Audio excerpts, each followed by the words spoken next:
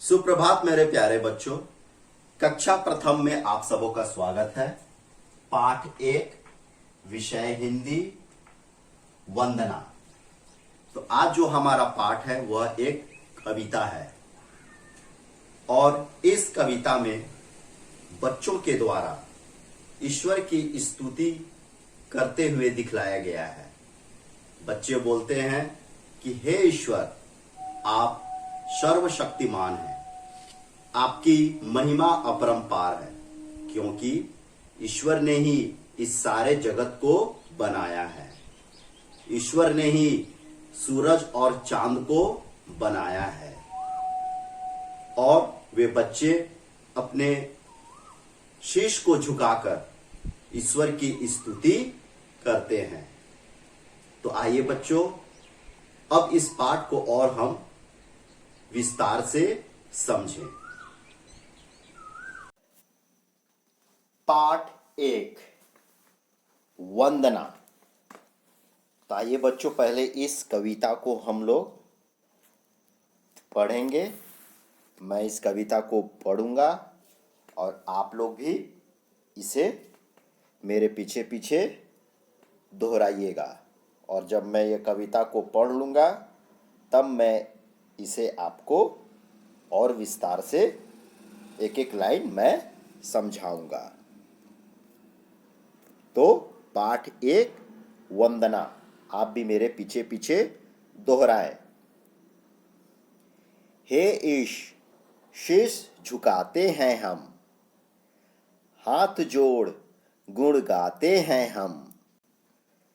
तुमने सूरज चांद बनाया, तुमने फूलों को महकाया, तुमने चिड़ियों को चहकाया, तुमने सारा जगत बनाया।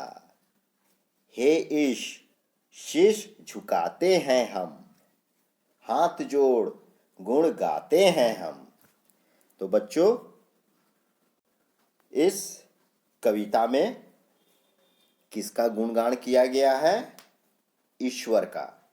तो पहला लाइन जो है, पहला पैराग्राफ, हे ईश, शीश झुकाते हैं हम, हाथ जोड़ गुण गाते हैं हम। तो कवि इस पंक्ति में यह बोलता है कि हे ईश्वर, हम सभी इस संसार के जितने भी मनुष्य हैं सब आपके सामने क्या करते हैं? शीश झुकाते हैं। और हम सभी अपने अपने हाथों को जोड़कर आपका क्या करते हैं? गुणगान करते हैं। अब आइए दूसरे पैराग्राफ पर। तुमने सूरज चांद बनाया, तुमने फूलों को महकाया, तुमने चिड़ियों को चहकाया, तुमने सारा जगत बनाया। तब कवि बोलता है कि हे ईश्वर, आप क्या हैं? सर्वशक्तिमान हैं। आपने ही सारे इस जगत को बनाया है। आपने सूरज को बनाया, चांद को बनाया, आपने फूलों को महकाया, फूलों को बनाया।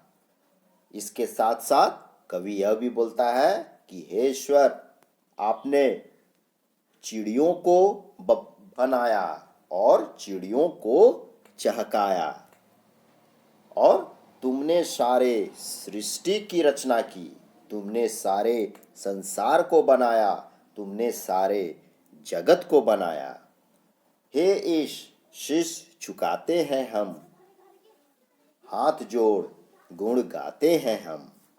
तब फिर अंत में कवि बोलता है कि इसलिए हे ईश्वर, आप सर्वव्यापी हैं, सर्वशक्तिमान हैं।